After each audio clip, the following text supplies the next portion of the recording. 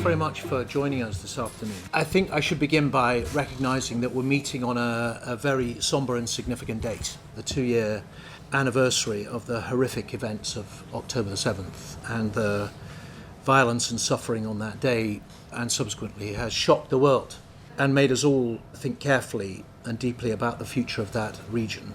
We thought it might be appropriate just for us to have a moment of silence to remember with deep sorrow all those innocent people who lost their lives on the day and subsequently. So if I could just ask you for silence for a moment.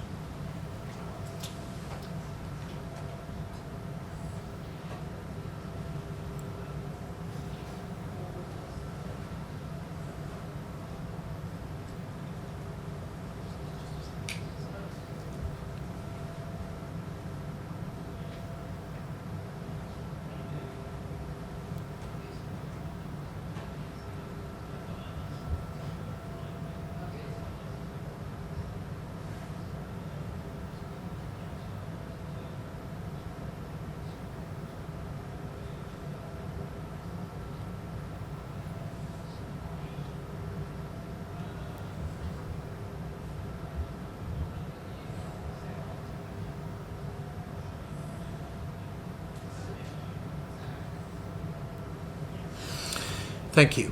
I should just introduce myself. My name's Kit Malthouse. I'm the Member of Parliament for North West Hampshire and the Parliamentary Chair of the Conservative Middle East Council, who've organised today's meeting.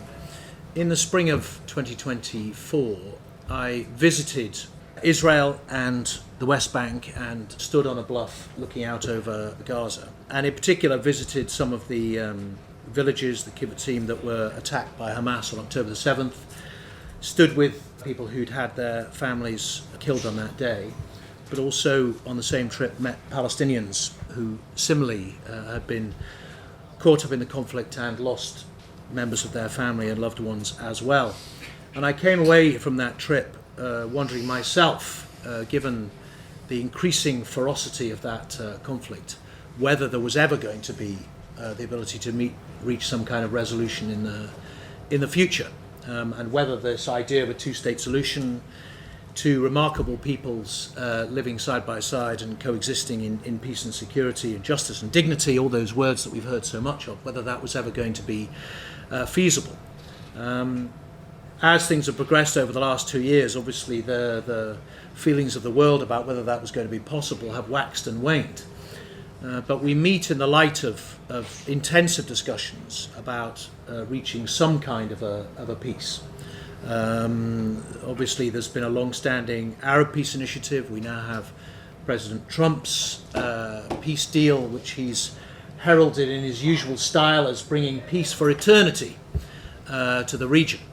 But it's worth us reflecting on the fact that the region as a whole, not just the Israel-Gaza, has fluctuated, shall we say, in terms of the level of cohesion, peace, security, conflict over the last 30 or 40 years. And so we thought it would be useful today to assemble a distinguished panel to talk about the historical context, how practically you go about finding ways to peoples of differing view find to live together in close proximity, and then also what the kind of current, what we can expect, I guess, from the short-term future. And so, as I say, we have what I'm afraid is a slightly intimidating panel of experts to talk through their perspective on those issues for 20 minutes or so, and then we'll have a discussion, take questions from the floor to see if we can see some shafts of light through what has, over the last 2 years, seemed like a very clouded landscape. We're going to start by hearing from Lieutenant General Sir Simon Mayall, who, as well as being a decorated former soldier, decorated, I think, by the United Kingdom and also by the United States, I read, for your work, is a former MENA advisor to the MOD and has written one of the seminal works about the history of the area, House of War, which takes a kind of sweeping view, I think it's fair to say, of what has been a complicated history. Simon, would you like to give us your perspective of how we got here and what the moving parts might be? Yeah, thank you very much. It's very easy at the moment to view the Levant, and we need to have some definitions here, through the prism, inevitably, of what's happening in Israel, Gaza, West Bank, etc. But history has always been my bag, and I'm going to just define the Levant just a little bit broader than that. It is, to my mind, largely the product of the collapse of the Ottoman Empire and what I would see in terms of its modern structure. And I would really view it as from the Zagros Mountains that lead up onto the Persian plains to the Mediterranean. And it does include, of course, the product of the end of the First World War and the destruction, the final destruction of the Ottoman Empire, which had been collapsing, frankly, for about 250 years before that, of the modern states of Iraq, Syria, Jordan, of course, Transjordan, then Palestine, now the state of Israel, and Lebanon. And of course, you cannot in any way, sense, or form cookie cut the Middle East or even the Levant. The civilizational DNA of this area is huge. And if I was to describe, when I talk about the Middle East, I always say you've got to think of it in terms of the Olympic rings. And you might want to put the Levant, Mesopotamia, in the center. And then around it, you've of course got to put Turkey, you've got to put Iran, these great civilizational powers, you've got to put, you might say, the Arab nations that are now the GCC based around, and of course Egypt. Because whenever you talk about any individual country, you've almost got to factor every other country in the wider Middle East into it. And when I wrote the book, which Kit's very kindly referred to, I did say it's designed to be applied history, because countries and regions have, of course, geographical contiguity. And you can talk about mountains and rivers and deserts and plains and whatever. But they also have depth, cultural, ethnic, ideological depth, and almost nowhere more complex and diverse than what we might put out there as the Levant. But one does have to be terribly careful about talking these. And of course, when you study history, you do need to get your facts right, and people adapt facts. You must have some context in where these facts fit in, and you must have some empathy. And of course, at the moment, opinions are extremely polarized about a number of issues, particularly in the volatility of the Middle East. And there are mythologies that grow up. We can see it in Ukraine at the moment, and Russia, where people use selective use of entitlement. And that is particularly appropriate when you talk about either Turkey or Iran or maybe Egypt or individual countries of Mesopotamia, of inspiration when you're looking back to a greatness, past greatness, and certainly grievance. And there's far too much of that inevitably around. And is, again, just worth recalling that this was not the Levant as it works today, with nation states and borders and conflict and the polarization to a degree of ethnicities and confessionalism, was not how for centuries people viewed that region. It was a region where pilgrims and academics and traders and, dare I say, armies passed to and fro. There was a geographical element, there was a historical element. The organizing principle of the Levant for many, many centuries has been the caliphate. It was imperial domination, be it the Umayyads, be it the Abbasids, be it the Mamluks for a long time, and then the Ottomans. And the temptation, of course, is to take the political map of that region and begin to keep talking about Lebanon, Syria, Iraq, and not recognize that actually at the most extreme level, of course, if you talk about Islamic State or Al-Qaeda, these borders are looked on as completely and utterly illegitimate. And of course, the tragedy of the First World War was with the destruction of the Ottoman Empire, that particular part of the world, and there are others, but it is quite extraordinary because of its diversity. You got the disillusionment of the empires, you had millions killed, millions displaced, huge destruction, and then an attempt, fun enough, a mixture of cynicism, one might say, with the Sykes-Picot Agreement, and to an extent, it's shorthand for how the Levant was divided up, and of course an attempt at self-determination. And within that, you might have had the Kurds, who failed miserably, still there, divided among 4 sovereign countries, and you also had the Jews and the idea of a homeland at that stage. And so at the macro level, you went from the caliphate, the sultanate, to an extent where everybody viewed it up to a point through an Islamic vision, but also you had huge numbers of minorities and confessionalism. And then you went down to a much more different level that in Europe we've had difficulty grasping. The family, the clan, the tribe, the confessional religion, and the consequences of cities. It's interesting, having just come back from Italy, Florence, Siena, Venice, Rome, etc. Still this huge sense of thing, because Italy as a construct, again, is new. If you don't apply the historical empathy to Italy, you won't understand it. You need that empathy when you look at the Levant. Cairo, Damascus, Ctesiphon, Baghdad, of course, under the Abbasids, Mosul, Aleppo, and these civilian divisions within them. No nation states. The fascination I find when you look at jihadi websites is interesting how Zionism and Crusaders, and the one part, of course, since the death of Muhammad where Islam lost control of land it had taken, Spain, and funnily enough, the Crusader kingdoms. And more recently, of course, the State of Israel. And it's just interesting how those things, so there's a prism there. But I genuinely believe one of the things that has come out, and I was interested in referring to it in the main hall, was the beginning of the capacity to weaken Iran's malign influence across the region. To my mind, working as I have done in Iraq, looking at Syria, I do a lot of work in Lebanon. To see the malignity of Iran weaken there, is actively determined to use the Levant as strategic depth and weaken Iraq, weaken Syria, weaken Lebanon, foment dislike and hatred between those Arabs and Jews at a certain level.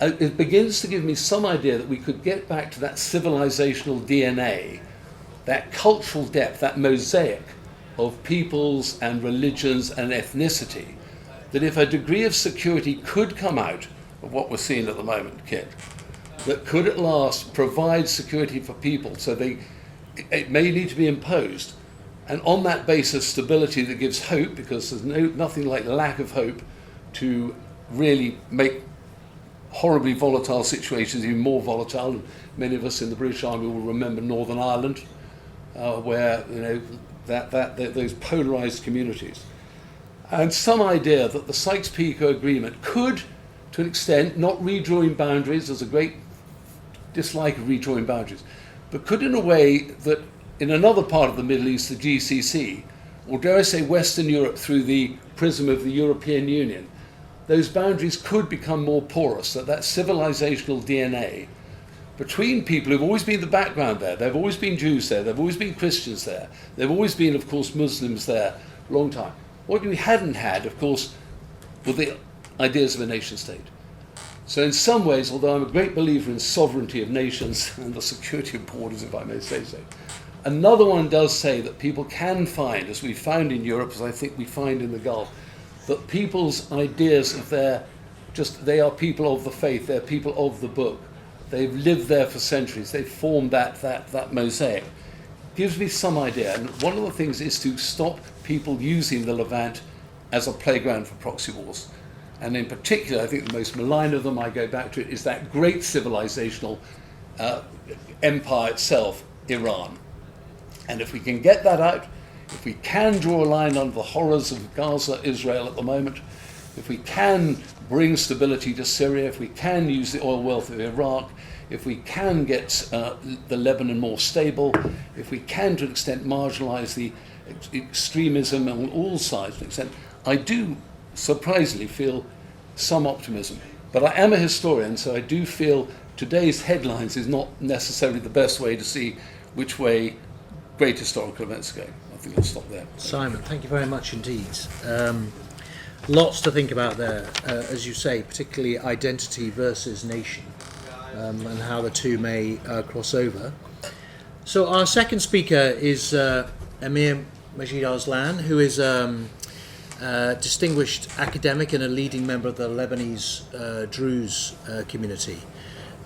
Majid is currently completing his PhD at King's War Studies Department, but previously was at UCL and at McGill in Canada, and has a particular specialism in post-conflict governance, how divided people can be brought together and I guess combined to build nations into the future. It sounds as if it might be incredibly useful. Majid, perhaps you'd like to give us your perspective on where you think things may go. Well, first of all, good afternoon. Thank you, Charlotte and CMEC, for organizing this, Kit for the kind introduction, and everyone for being here. I must also say that it gives me great pleasure to see CMEC's renewed vigor, not only in bringing us together to share thoughts and ideas, but more importantly, to encourage us to listen to one another. Because for far too long, unfortunately, the Levant has suffered not only from wars and conflict, but from a profound loss of listening. I speak to you wearing two hats. As an academic, I study divided societies, power sharing, and post-war state building. As a member of one of the region's oldest families, I come from a lineage that has witnessed transformation for centuries, from empires and mandates to revolutions and republics. The problem today, I believe, lies in the structure of our political regimes that are often either authoritarian or sectarian, regardless of the name that we ascribe to such regimes. Democracy, republic, monarchy, you name it. They all rest on one common philosophy, which is exclusion. Authoritarianism concentrates power in the hands of the few at the expense of the many, while sectarianism divides up the political sphere into rigid compartments of us versus them. Both suppress the very diversity that defines the Levant. And history has taught us an unforgiving lesson. The longer these systems persist, the bloodier their periodic episodes of friction and conflict become. True reform cannot come from tinkering at the edges. It requires equality among citizens, not just of duty, but equality of rights. That is the moral and political foundation of any lasting peace. Let me take my own country as an example. Lebanon goes by a structure of power sharing that divides up power between the different religious communities. The president has to be Maronite, the Speaker of Parliament Shiite, and the Prime Minister Sunni. In theory, this guarantees inclusion, but in practice, it hardens boundaries. I come from a community, the Druze, that has been foundational to the making of Lebanon. My ancestors moved to the mountains in the year 759 AD, where they established the very first emirate just over Beirut. Our relative, Emir Fakhreddin II of the Ma'an dynasty, ruled in the 16th century and is widely considered the originator of Lebanese nationhood. More recently, my late grandfather, Emir Majid Arslan, whose name I bear, served as Minister of Defense for nearly 30 years and is regarded as one of the founding fathers of modern Lebanon. He established the National Guard, which then became the Lebanese Army, and led the independence revolt against the French mandate in 1943, when most of the government was imprisoned. His example taught me something fundamental, that patriotism and pluralism are not opposites. He believed that the Druze, like all Lebanese, owed allegiance first and foremost to their land and their state, and that this very allegiance is the essence of national identity. Yet today, the paradox is that we as Druze have become 10th class citizens in Lebanon. We're prohibited by convention from serving in the top 9 offices of state, which I'm very happy to enumerate later on. Now, this is not a complaint of entitlement. It is a statement of principle. Any system that limits a citizen's potential because of birth rather than merit plants the seeds of frustration, which in and of itself is the enemy of national belonging. If citizens feel that their state does not respect their abilities and potential equally, how can we expect them to have unwavering and equal commitment to that state's integrity and prosperity?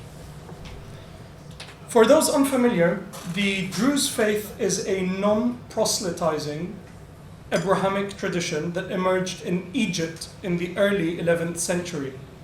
It believes in the oneness of God and the supremacy of the intellect. Across centuries, the Druze have shown steadfast loyalty to the states in which they live. From the Great Revolt of Sultan Bashar al-Atrash in Syria in 1925 against the French, to the integrated Druze community in Israel. Our history proves that belonging is not measured by dominance, but by contribution. And yet, the story of exclusion and frustration is not unique to my community. Every group in the Levant, even those in power, carries its own sense of grievance and victimhood. Why? Because as long as citizens feel there is a ceiling to their rights, they will feel like outsiders in their own homeland. That breeds resentment, and resentment breeds separation, and that becomes the perfect fertile ground for conflict and violence. Unless we address that reality, we are merely patching wounds while the infection spreads. This summer, I was devastated by the atrocities committed against the Druze in Syria. More than 2,400 lives were lost in a span of a month, within a population of barely 500,000. Now, just to put things into context, and God forbid, that is the equivalent of 360,000 deaths in the UK. Hundreds, including women, remain abducted. Their only crime was practicing their faith and minding their own affairs. For a community that has never waged wars of aggression or imposed conversion or any set of beliefs on anyone, as a matter of fact, such brutality is shattering. And yet, despite it all, I have hope. As an academic, I have learnt that trust can be rebuilt through inclusive mechanisms that guarantee political mobility and mutual recognition. As someone who is committed to continuing the life of service that has shaped my family, I look at our history and I see survival. We have faced numerous wars of elimination, yet here we are, still rooted, still standing, still believing that coexistence is not naive, but a necessity. Ladies and gentlemen, the Levant is not doomed to remain a theater of perpetual crisis. It can once again rise as a cradle of civilization. But that requires courage. The courage to reform, the courage to include, and the courage to protect every individual equally under capable states. The lesson is simple. Neglect breeds extremism. Inclusion builds stability. So yes, the Levant will find its future when its people, all its people, stand equal in rights, in dignity, and in hope. Thank you. Very good. Thank you very much indeed.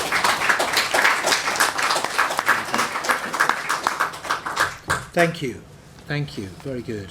Thanks. And finally, ladies and gentlemen, before we move on to our questions, we have Lina Khatib, who is a well-known academic writer, media commentator on issues in the region. She's currently a visiting scholar at the Harvard Kennedy School, Middle East Initiative, and associate at Chatham House. And she's well known to those of us who attend CMEC events for giving us her expert view of the current landscape and forecast of where things may go. So, Lina, we look forward to hearing what you've got to say.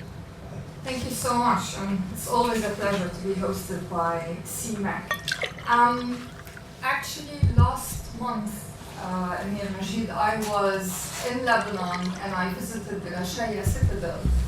And it was inspiring for me to be there. Those of you who have not been, go to Lebanon and do visit.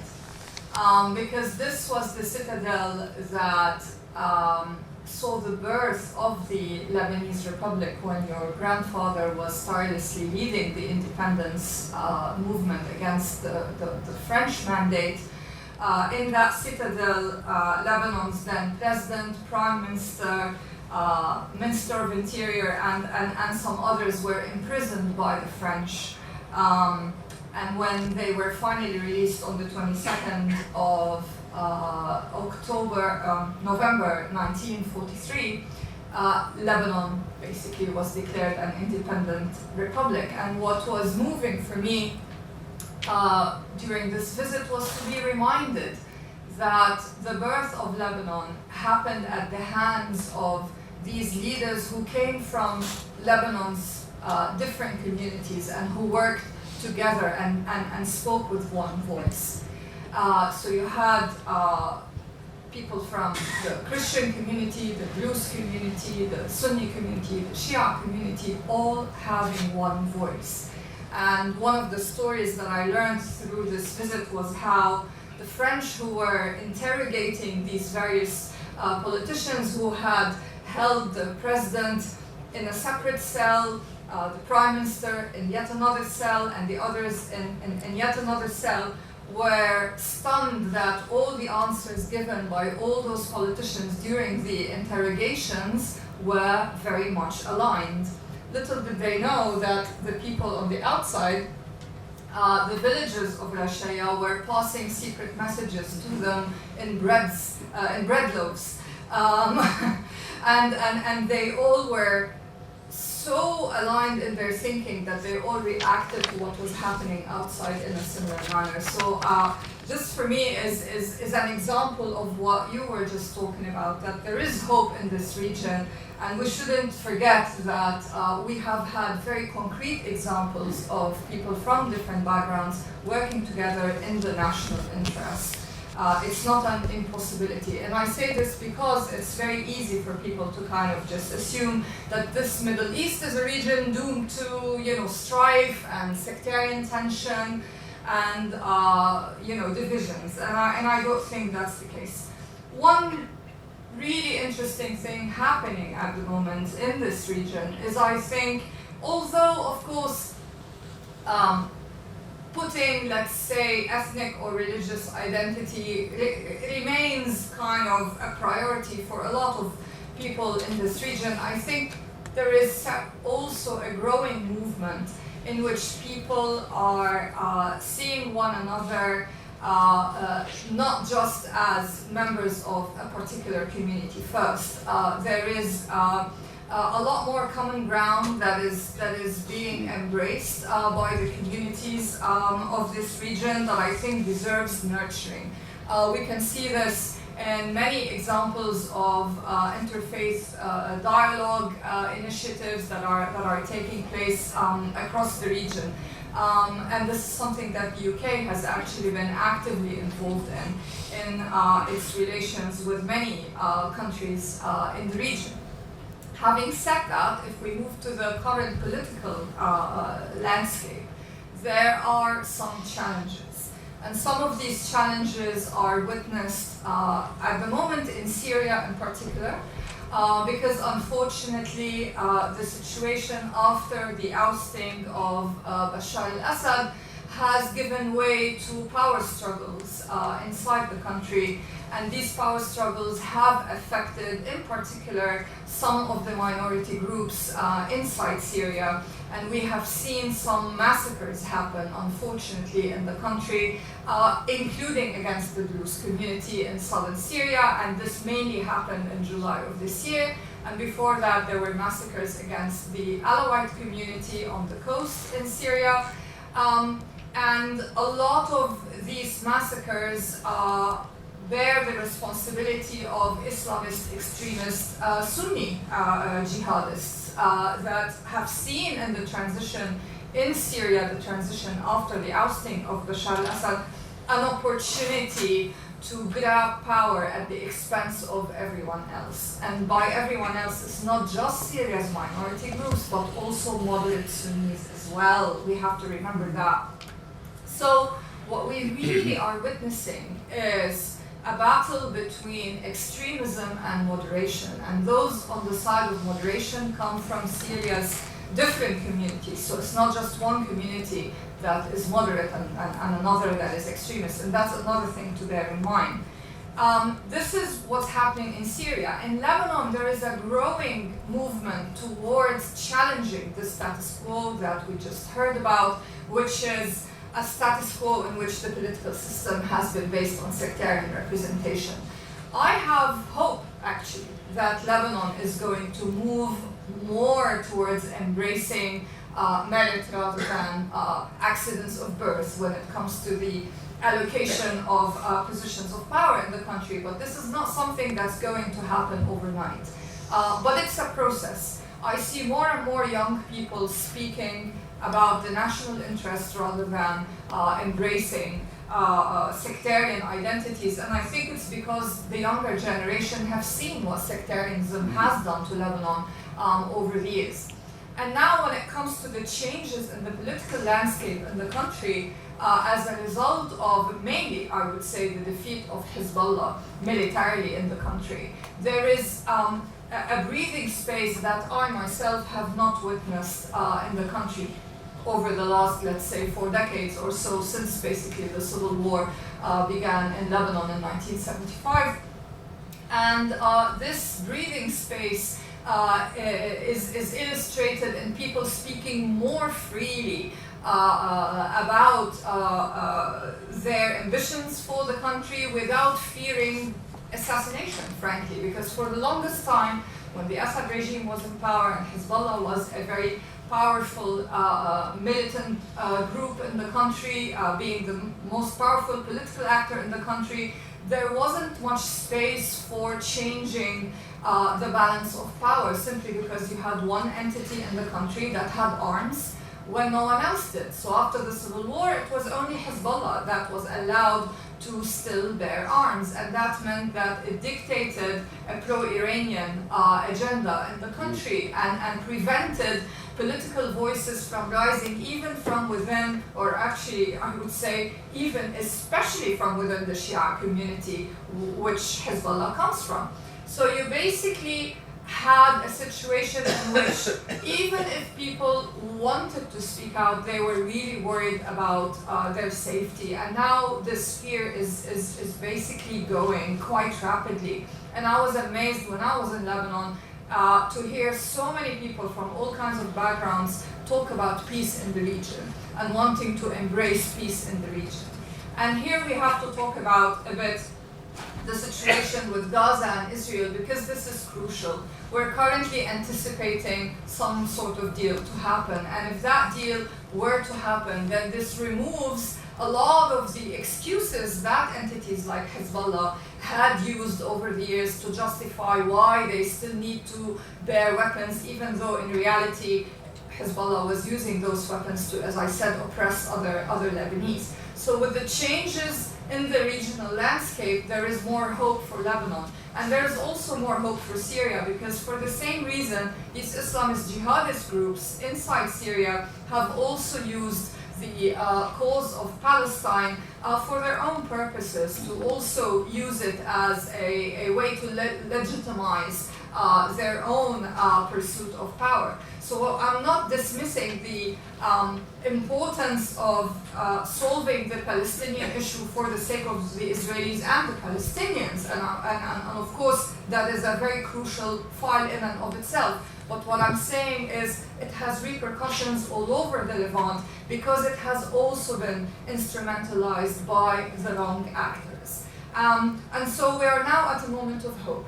And I think the combination of changes in the regional landscape with these changes that are generational that I talked about in places like Lebanon give me hope for the region in the long term. Thank you. Very good, Lina. Thank you. Just before we opened it to the floor, I did just want to explore that point that you finished on, Lina, about obviously the Trump position is that an equitable settlement of the Israel-Palestine conflict is the start of the kind of domino effect of peace across the region. I'd be interested in your view, Majid, and you, Simon, if you think that's correct. And if that is going to happen, who are, other than the Americans, who are the kind of critical regional players at the moment who need to make that happen? I mean, Simon, I think you talk about imposition of some kind of settlement, and we may, given where the governments end up, we may be in that position. Who are we talking about imposing? Right? Who would do that other than the Americans? Well, in any peace deal, needs to have sort of guarantees behind it. It's back to, cultural identity. If you don't trust impersonal institutions, even in a country, inevitably you start stocking up weapons by yourself. And this is why the Druze will fall back on themselves, or the Catholic community did, or the Protestant community, or the Israelis, or the Palestinians. So you have to take an advantage of an opportunity. It's come at a horrific cost, we know this. But there's no doubt about it, the Palestinians have been used by people who have other agendas than the good of the Palestinians. We know that. And to an extent, the best hope for them is the defanging of Hamas. The best hope for Lebanon is to stop allowing Hezbollah to claim they're the resistors. The best hope for Syria is that it's in Turkey's interest and the Gulf states' interest that a Sunni majority demonstrates what Majid was talking about, that can also defend its minorities. The best hope for Iraq, of course, is that Iran is pushed out and the wealth of Iraq can be used generally across the region, because I've no doubt, and any Lebanese here will know just how resilient Lebanon is as a trading nation, the capacity for it to bounce back. So out of some of the horrors we've seen recently, I do think some of the weakening, particularly I say of Iran, I've got absolutely nothing against Iran. I would love to see Iran take its place among that great civilizational power again.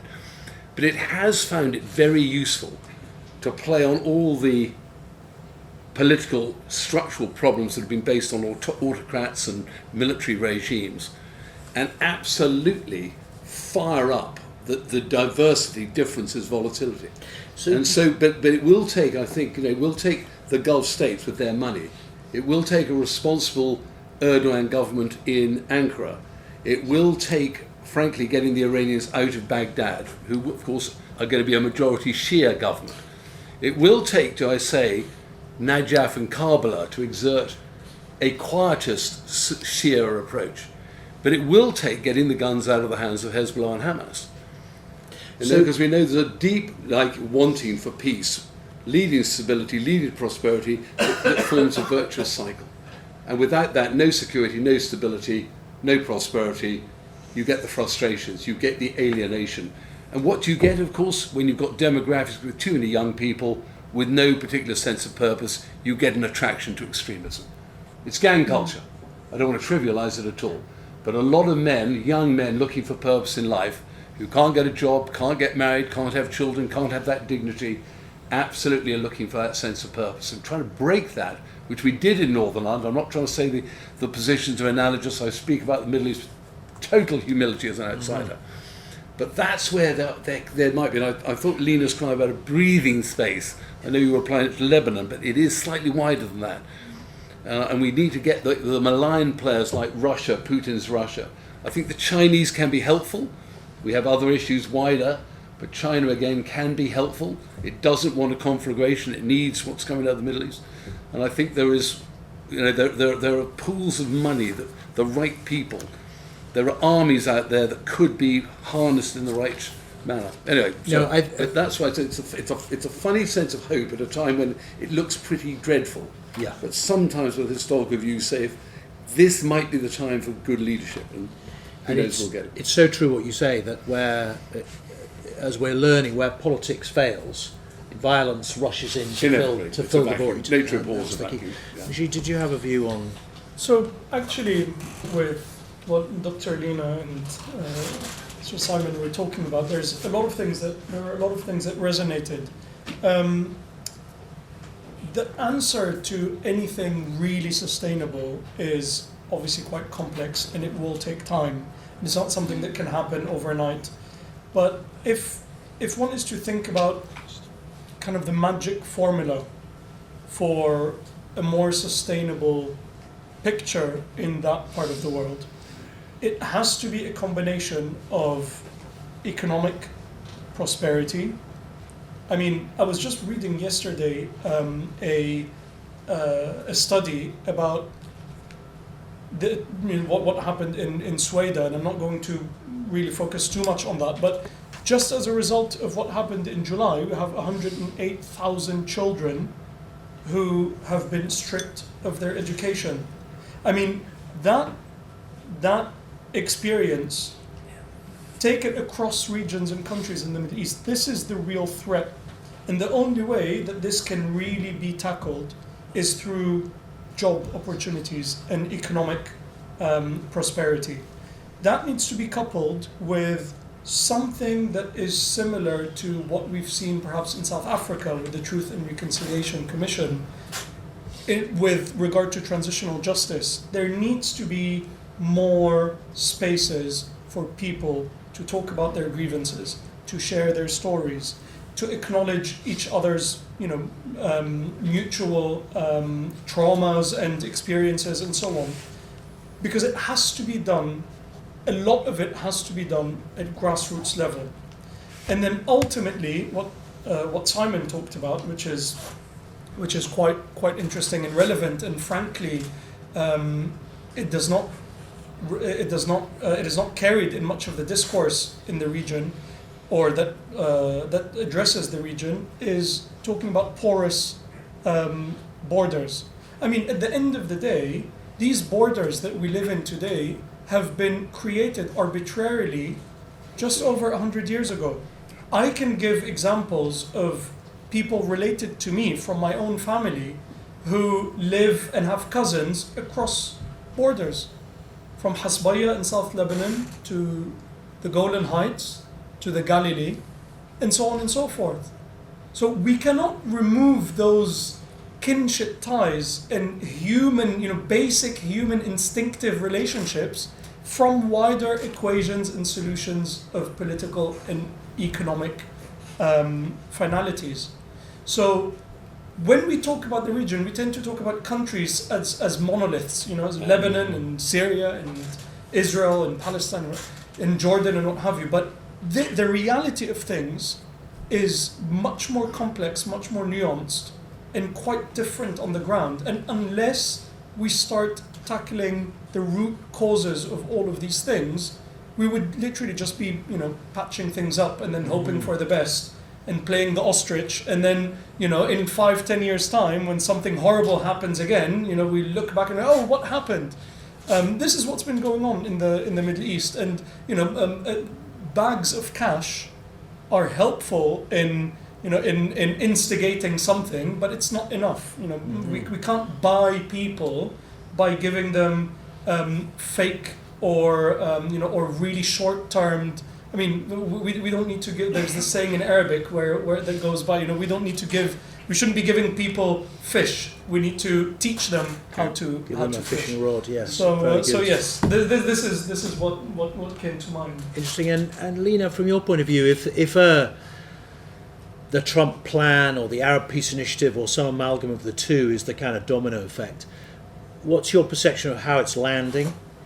what's the view of the kind of Governor Blair model, and will that kind of, from my point of view, slightly colonial kind of approach, is that likely to land? And also, while that might work for Gaza, what does that say about the West Bank? And is that critical as well to success?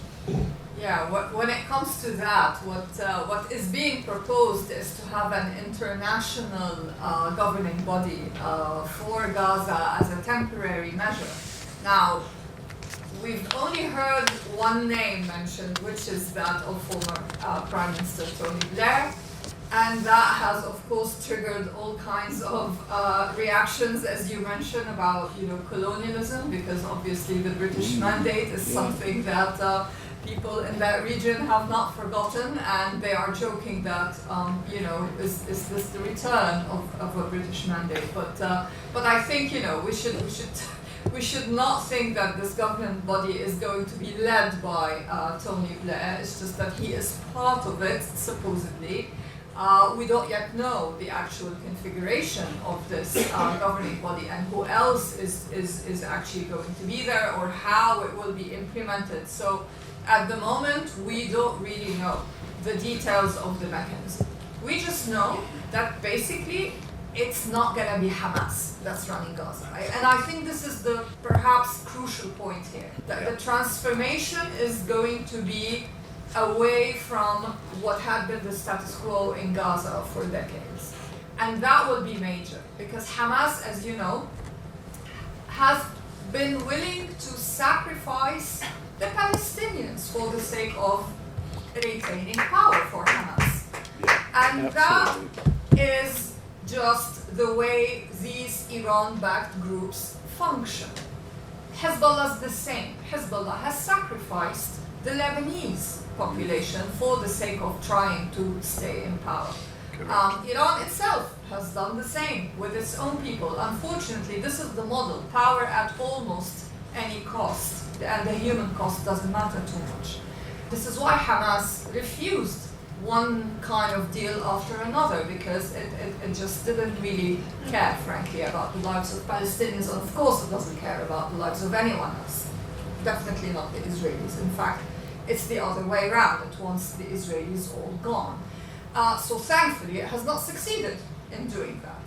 And now there's a chance to have a whole new era in Gaza where eventually, hopefully, there will be a Palestinian-led authority governing Gaza. That also is very complicated, because the Palestinians themselves are not united and they have their own political issues to tackle, including reforming the Palestinian Authority in the West Bank.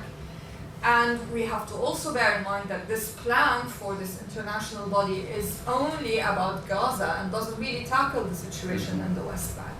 So to be honest, there are a lot more open questions than there are answers. But let's stick with what we know, which is this is the end of the line for Hamas. Same with Hezbollah. Hezbollah in Lebanon is currently flailing. Yeah. It is trying to save face. It doesn't know how.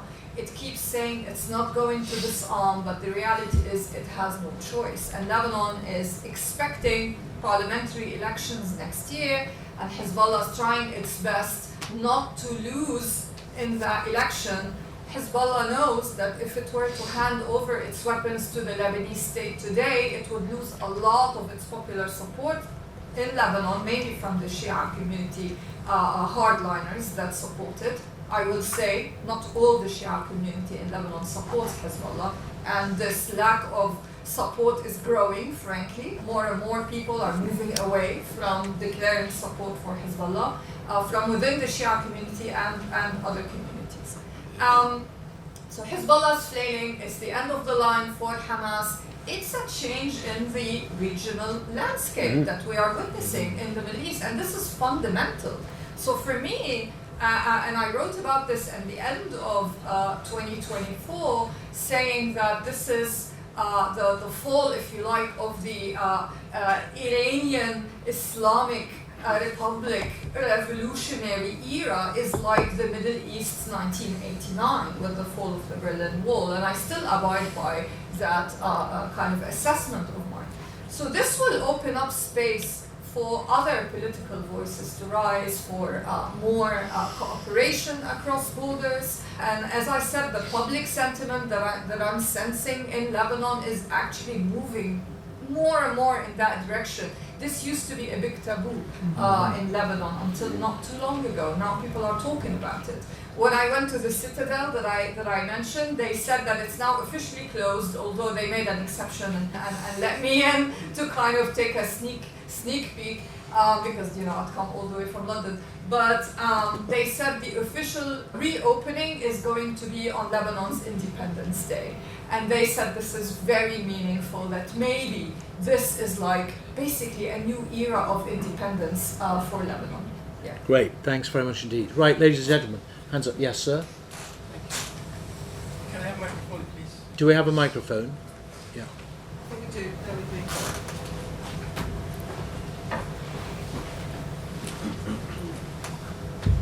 So I could. Yeah, that's right. This chap here. Thank you very much. Thank you. Thank you very much. My name is Dr. Rafiq Mustafa. I'm a author of the Middle East as well. I would like to say something that actually the Arab world has never been colonized by Britain at all. Mandate is not colonization. It's only about 15 years, 20 years at most, of something called mandate, which are about 26 countries involved. And the Arabs love to thrive on the word colonization, which does not happen in the Middle East at all, except Algeria, of course. Another thing I would say might be the Arab world is decapitation of terror leadership and dictatorship is very important. How do the panel see the events that took place in Syria by the removal of Assad, happened in Egypt, Jordan, and of course Iran? That's one thing. I want to say something as well. Historically, Gaza and Ramallah, that's fluid. It's historical Palestine at all. Historical Palestine is only about 25 miles between Gaza and Haifa, Tel Aviv now. So I'm really failed to understand how people, I think there's a lot of disinformation about the region have been taking place for 70 years by dictatorship. Dictatorship thrived in Islamism. And I think the more the dictatorship will remove Islamism, more political Islam will remove dictatorship. Thank you. Okay, thank you very much. Let's take a couple of questions at the same time. Yes, this chap at the back. We'll do the right-hand side first. Chap by the wall, and then chap here with the beard. My name is Andrew Will. I'm a CP member from Oldham. I'm an observer. I don't have any skin in the game. My question, the panel has spoken about the problems in the area, the social problems in the area, so they're all organic, all from the area. As an observer, I see a lot of the problems caused by strategies of tension in the wide sense, and in particular the doctrine of the periphery, or what's been referred to in recent years as the reverse periphery doctrine. Could be kind of the panel comment. Okay, and yes, this chap here with the beard. Thanks. And then we'll come to the left-hand side. Hello, yes, I think this touches on some of the points that were just discussed with regards to both the arbitrary nature of some of the borders that drawn, internal divisions within Palestine, and also the domino effect. Historically speaking, countries which are territorially bisected by a perceived ethno-national competitor or other usually end in disaster. Think about East and West Pakistan, East Prussia and Poland and so on and so forth. And it's also my understanding, and please correct me because you are far more expertise than I do, that really up until the Six-Day War, the dominant national unifying identity of the Muslims in Palestine was not a Palestinian national identity, it was a pan-Arab identity. with those two considerations in mind, if you agree with my historical assessment, please say if you don't, is actually the best route not to pursue a two-state solution of a divided state, but is it to return to a three-state solution where Gaza once again becomes part of Egypt, the West Bank becomes once again part of Jordan? Or is the idea of Palestinian national identity now too established for that to be a viable option? I think I'll let the Should we start the this experts from side? the region before I Would you like deal to? with more controversy. Simon, we think you should start with a historical perspective on Iran and the bisection. I do. We've had also, so we've had one state suggested, two states suggested, and now three states suggested. Thank you. I'll just say this gentleman's absolutely right about colonialism. It's a very easy shorthand for Western dominance. It's the Edward Said Orientalism. Interestingly, the only colony that Britain had in the Middle East was Aden. Everywhere else, as you say, was a mandate which was largely handed over in the 30s. The mandate in Palestine, of course, ran until 47, when the British really weary tightened. And on the back of that, of course, the Americans recognised the state of Israel from that. I think one of the problems is if we had this breathing space 40 years ago, or even 30 years ago, very firmly in my lifetime, the facts on the ground would have driven some form of solution, state solution. We always have an issue about it. My worry at the moment, of course, and it is whenever I think optimistically about it, is precisely if you do say, just at a time when the Palestinians have, except because of recognition, this idea of a statehood, it couldn't be a worse time to try and find what would that state look like, and hence the criticism of people saying, you recognise the state of the Palestinian state, what is that state? And I think it's really difficult, which does come back a bit to this idea of how do you make the borders porous again? How do you build enough trust that make those borders where people feel regional? But one shouldn't underestimate how difficult that is. I spoke to somebody in a restaurant the other day, a very nice lady, Serbian. I said, "Where are you from?" She said, "Transylvania." I said, "Oh, you're Romanian, are you?" "I'm Hungarian," she said. When I was in Iraq, there was we were talking to a shepherd moving his sheep between Iraq and Syria, just routine, as people had done forever.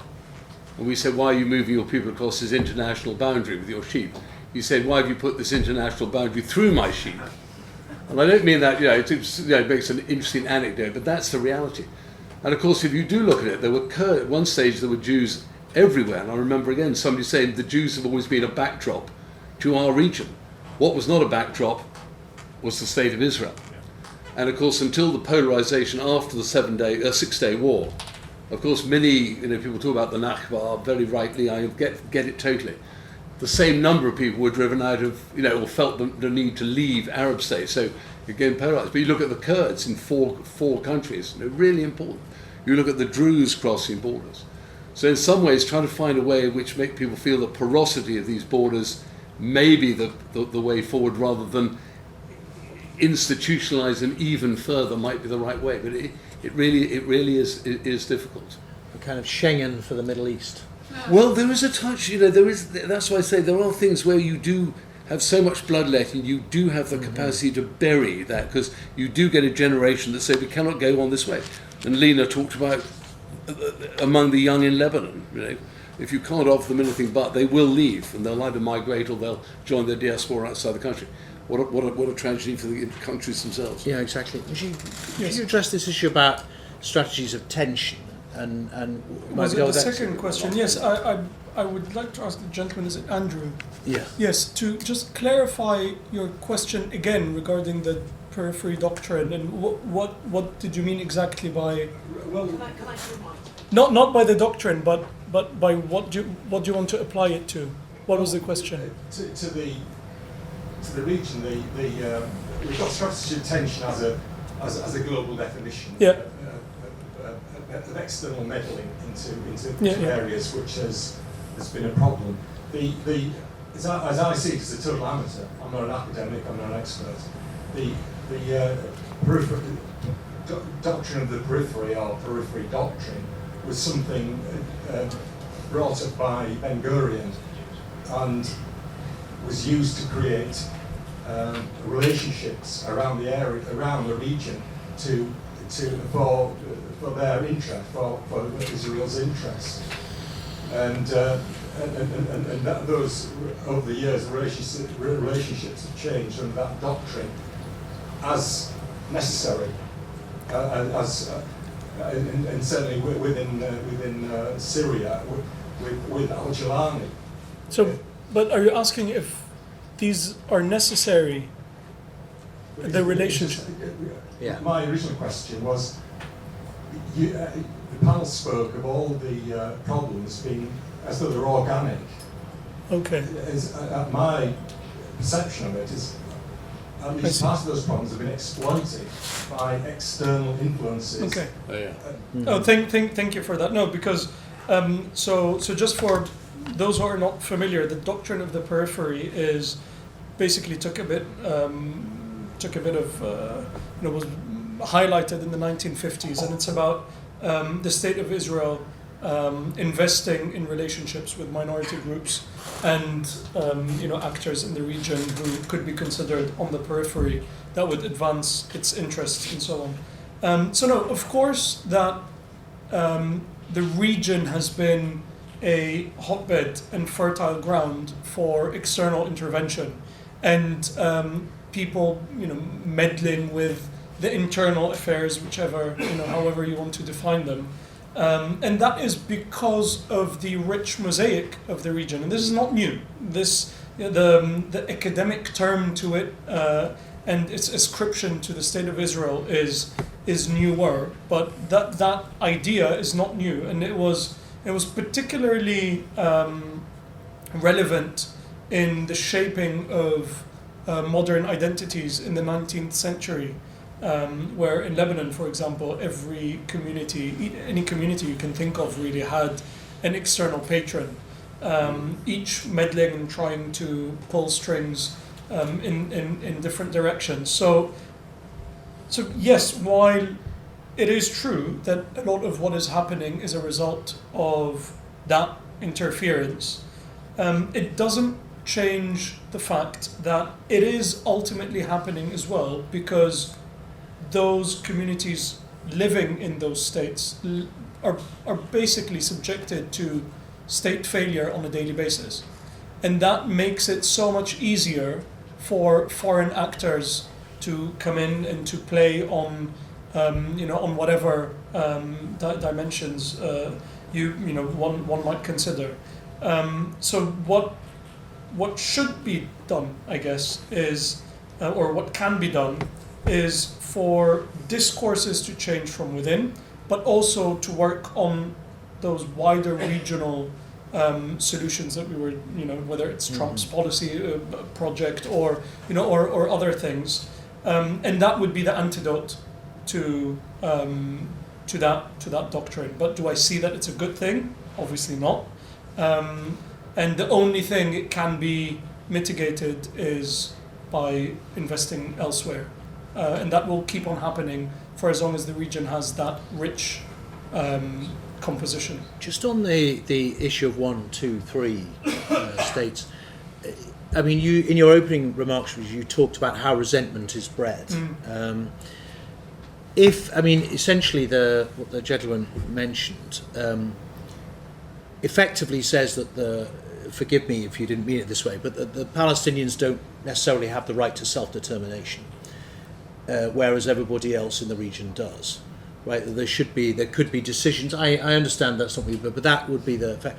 Do you feel that the right to self-determination being granted to the Palestinians and their issue could be the part of this domino effect of a peace? That's how you start to diffuse this move. Well, what we've kind of seen over the last 70 years.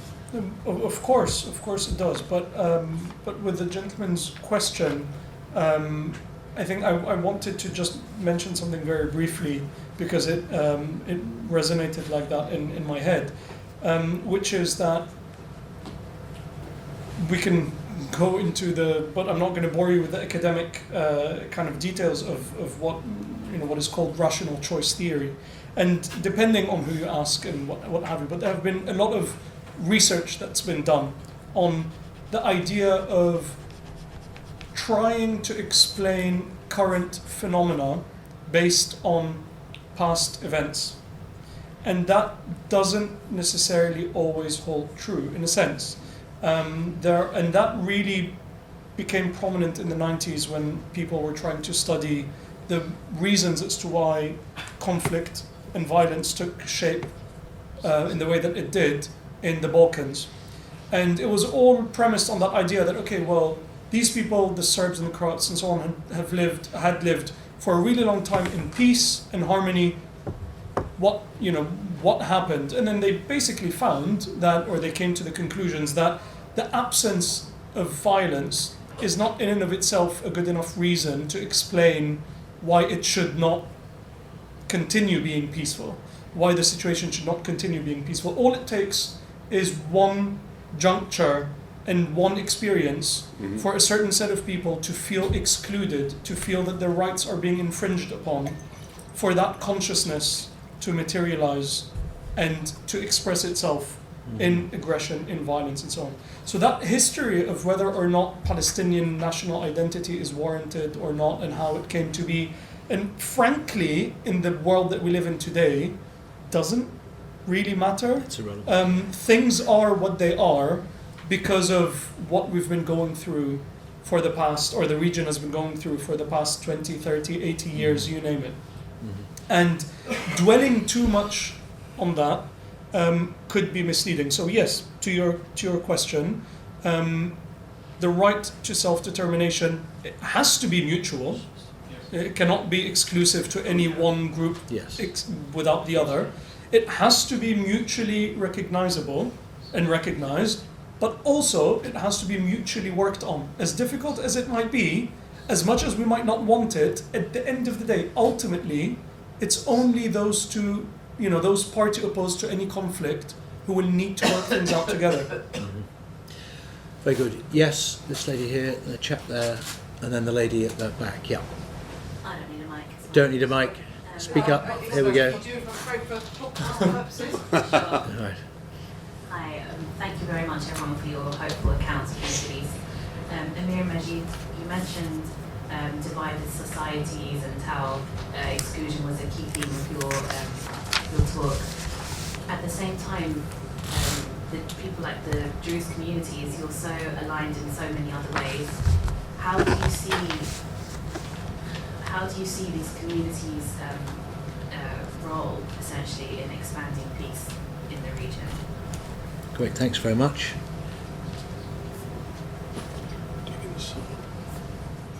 Simon Mayall, I'm a former army officer as well. One of the things that General Simon taught me many years ago was if you want to understand a problem, get a bigger map. And I think exactly what we've heard today. But all the panel talked about, including this bigger map, Iran. And one of the curious things about the attack that Israel conducted on the facilities there, from the statement from Benjamin Netanyahu, was that he said to the Iranian people, your liberation is coming. Clearly Iran has had a major hit back in terms of both Hamas and Hezbollah being destroyed. I'd be very interested in the panel's views on how stable and what are the prospects for Iran itself. Okay, great. And then the lady with the glasses there. Hi, my name is Charlotte Eager, and I was a foreign correspondent for many years in the Balkans and the Middle East, but also I now run a big project for refugees, and we're about to do a big thing with Palestinians, which anyway, so what I wanted to ask is this. To get Hamas to agree to this, given that they're not going to be allowed to run it, what is the sweetie? What's in it for Hamas? I mean, the General probably knows far better than I do. With the Good Friday Agreement, the sweetie for the Chuckle Brothers, but they got to be the Chuckle Brothers. They got to run Northern Ireland afterwards. They may not have got the flight they wanted for Christmas. They can get an independent Ireland, a free sovereign Ireland, whatever, United Ireland, but they've got to run Northern Ireland. So what is the sweetie for Hamas? Why were they going to chuck down their guns and say, you're right, guys, we blew it, it's over for us? Okay, good question. So, Lina, could you just address because I was going to ask as well the Iranian issue, and then a little bit on Hamas, because I guess where we are now is with Iran. What do they want? Right, I mean, as you quite rightly said, Simon, they're not going away. They're a huge country. They're strategically very well positioned. Right, what deal could be done? Right, that would bring stability, and in particular, could you also talk about the relationship between them and Saudi Arabia? Yeah. Okay. So Iran, for decades, enjoyed the status of being the region's big spoiler. Because they had proxies in different countries exercising external influence for Iran, and they thought they were comfortable in this status quo until October 7 happened.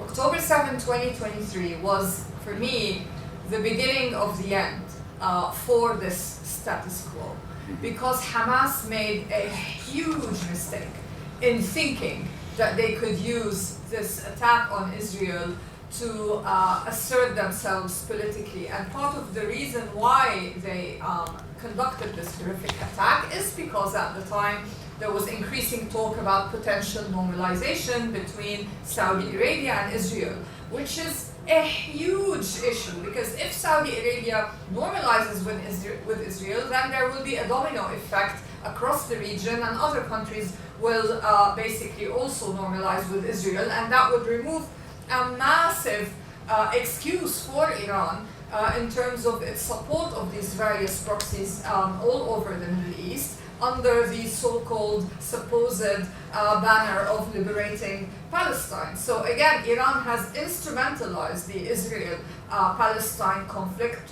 for decades. So this is where Iran is now. It has lost that gamble. The military defeat of Hezbollah was massive. The military defeat of Hamas is also massive.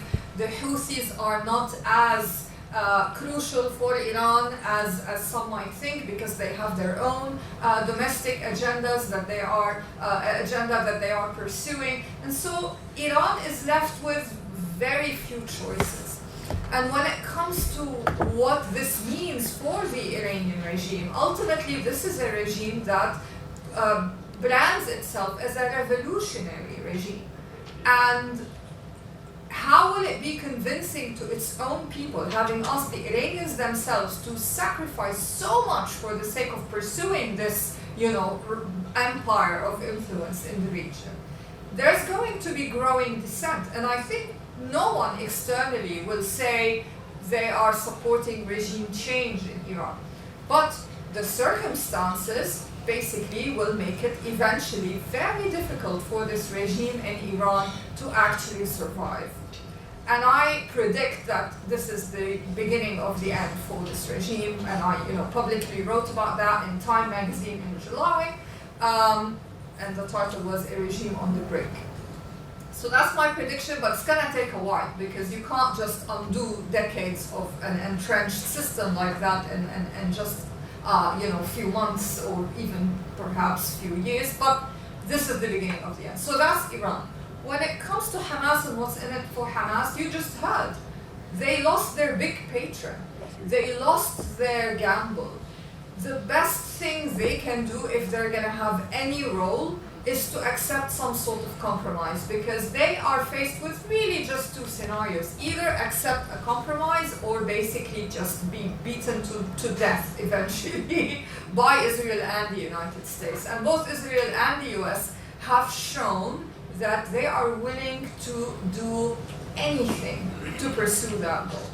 That attack by Israel in Qatar is crucial, because it's a message to Hamas to say there is no safe haven. Nowhere is safe for you.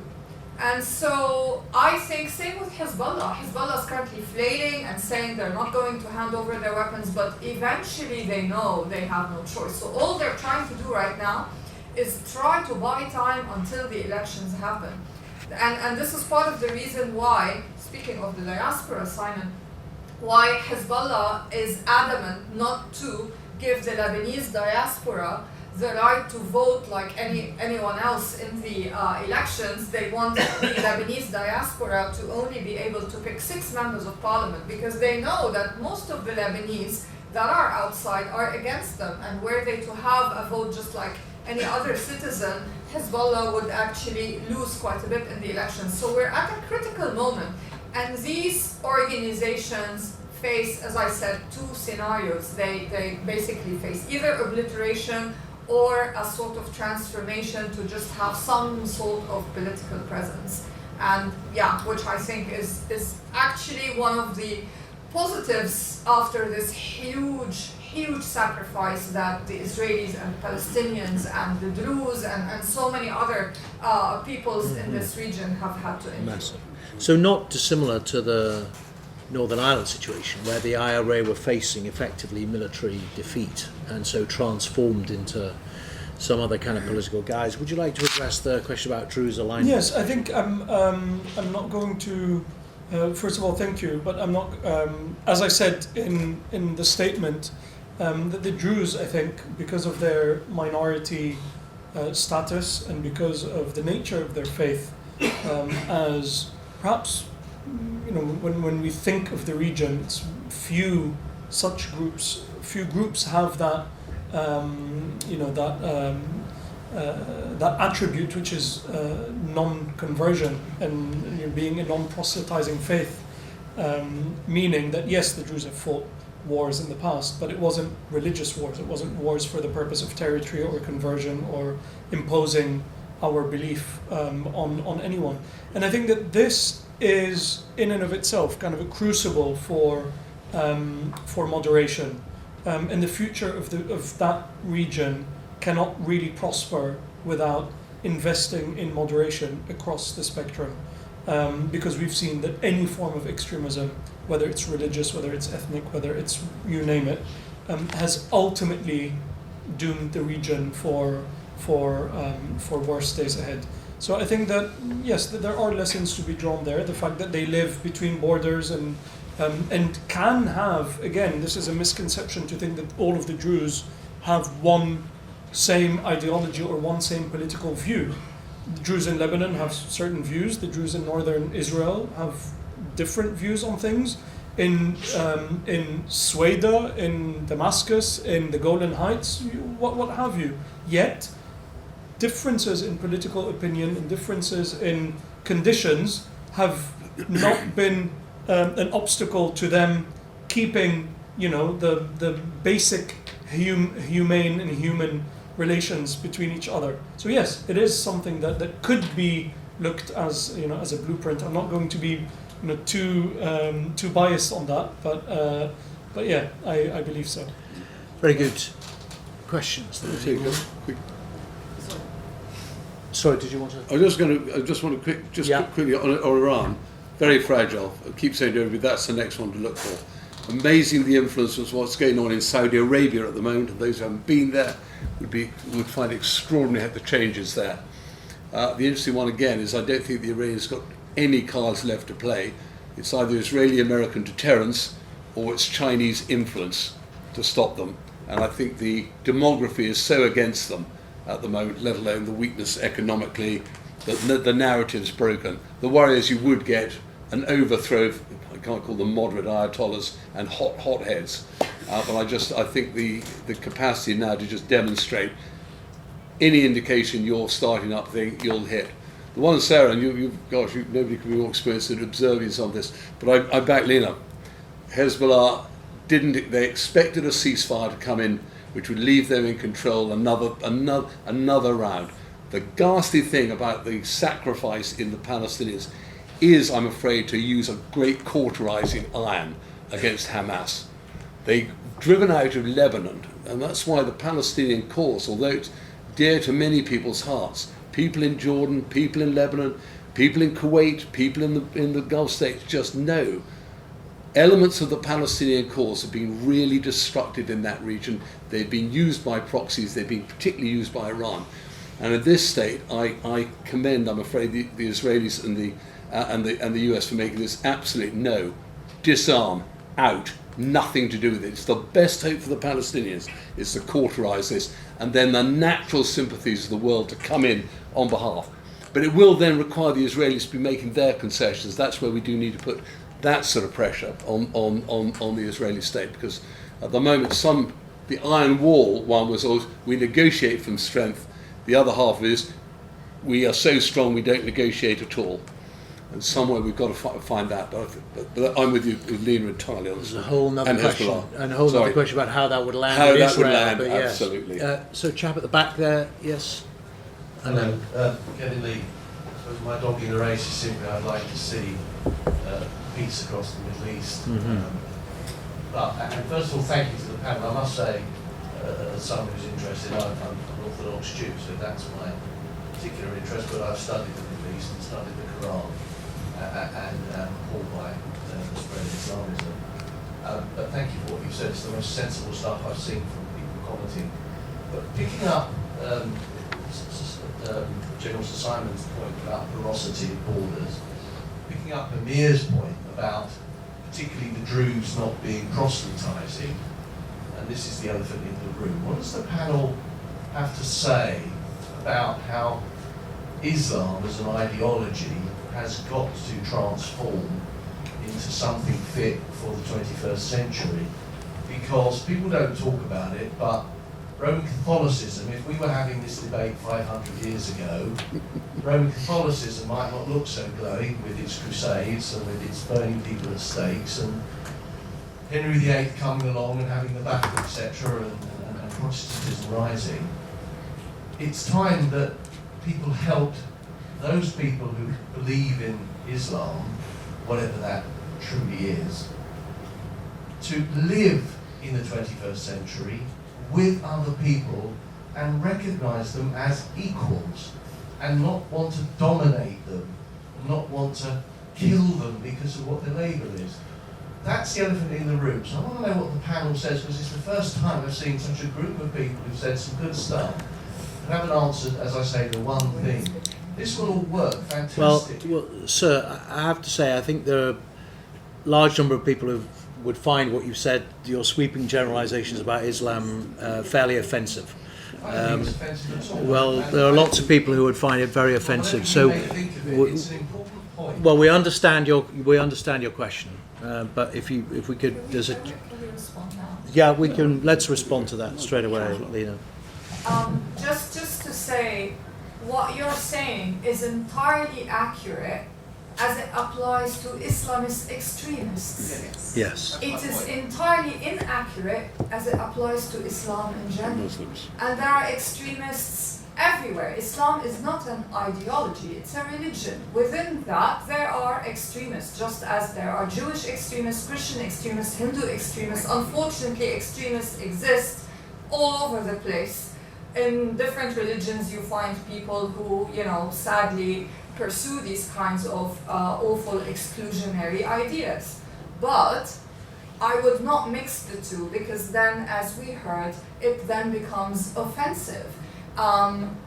When I was talking about Syria and I mentioned that the Islamist jihadists see moderate Sunnis as enemies, there's your distinction vividly.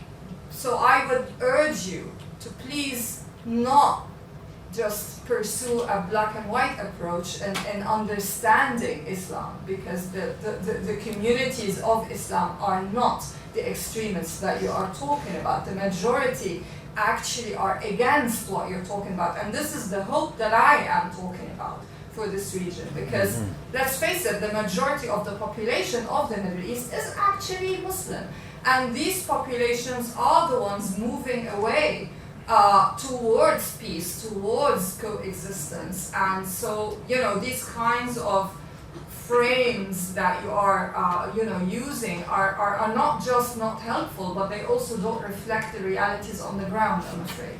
Thank you, Lina. Well said. You must empower. We have No, this chap at the front. Later. We've had later. There's a chap here at the front. Thanks. Thank you. I just wanted to say, so in light of, if we think about the roots of the conflict and how Britain basically abandoned Palestine in 1948 and allowed the UN to decide the future of Palestinians and Jews in the region, would we agree that Britain really has a responsibility to play a more leading role? And recently, there was calls for a ceasefire, and recognising Palestine, we were following the French and other powers, and we haven't been taking a leading role. And a second part of that is, in terms of the Conservative Party, is there a way that we can shift the discussion, because the Conservative Front Bench has really been taking a very one-sided view in my opinion. Okay, thanks very much. So this is a very useful question to end on, because I was also going to ask a similar question about the role of the United Kingdom, right? I mean, we think of ourselves as still a player, highly influential. We obviously talk about having a historical responsibility in that region. Are we still, as the gentleman has said, right? What should we be doing? Where should we go? And in particular, what role could the Conservative Party play?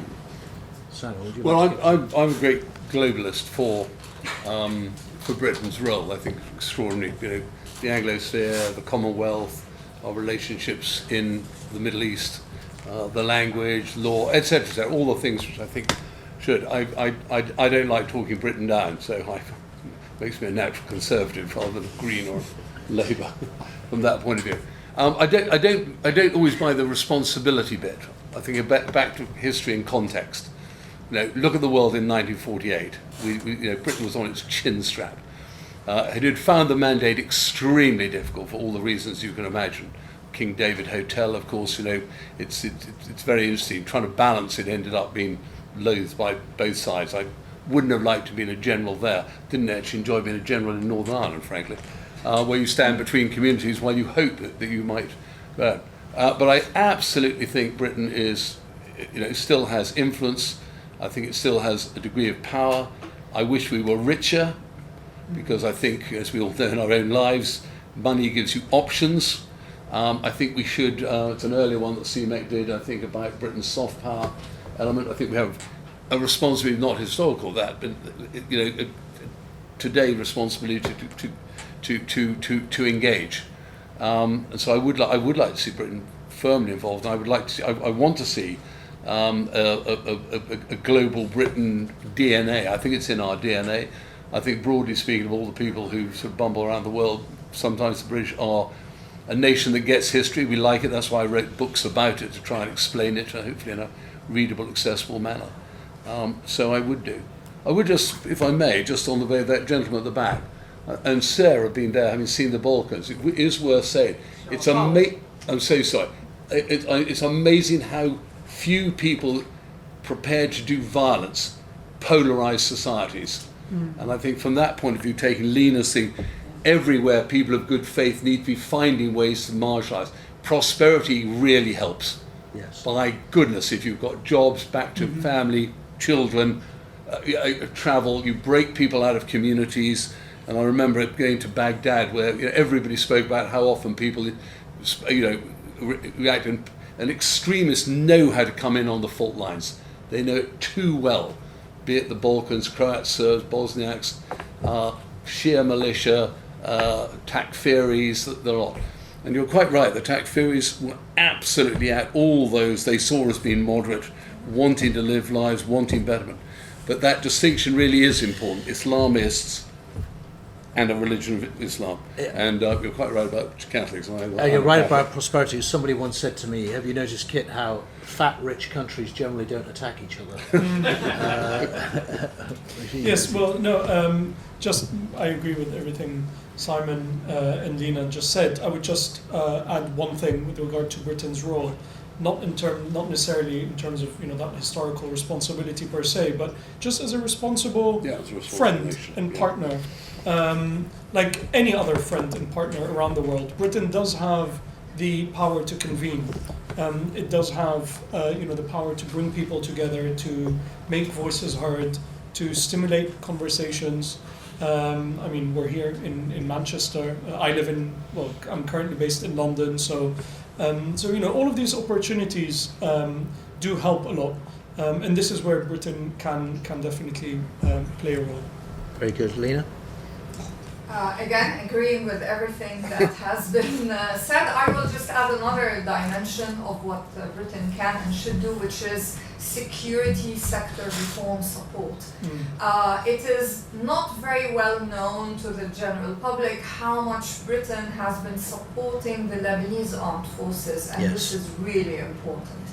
The infrastructure that Britain has paid for in terms of border security, I must say, for years was not really very helpful because you had Hezbollah basically running the show, but now the army has managed to really take over, and it is making a big difference in terms of securing Lebanon's borders. So that's just one example. Now we need similar things to spread. Security sector reform in Syria is a huge and urgent priority for the country, and I think the UK can play a positive role. Frankly, the current government in the UK is not really paying as much attention as it should to this issue, not utilizing the resources that we could be utilizing. So that's something for the Conservative Party, since you asked. And I would extend the same to the forthcoming similar headache in Palestine when it comes to what to do about the security situation there when a deal is implemented. I think there's a lot that we can do on the ground in that regard. Great. Well, that's us out of time, ladies and gentlemen. Thank you very much indeed. Hopefully a conversation which was shot through with some threads of hope for the future. I mean, in the short term, I think we can all hope for an end to the bloodshed and the killing, because it's only once that stops that the talking can start. And as we've discovered, sadly, over the last 2 years, violence isn't going to get the region anywhere, and certainly not the Israelis and the Palestinians. And so an end to that as a starting point, I think, is profoundly to be hoped for. Could I ask you, ladies and gentlemen, to show your appreciation for our panel, who've been very